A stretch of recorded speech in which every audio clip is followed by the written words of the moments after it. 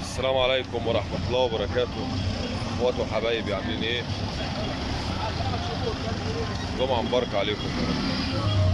تحية خاصة لكل من يشاهد قناة مصطفى سلامة من مصر أو من خارج مصر أو من أي دولة عربية. تحية خاصة لإخواتنا المغتربين، أسعد الله مساءكم.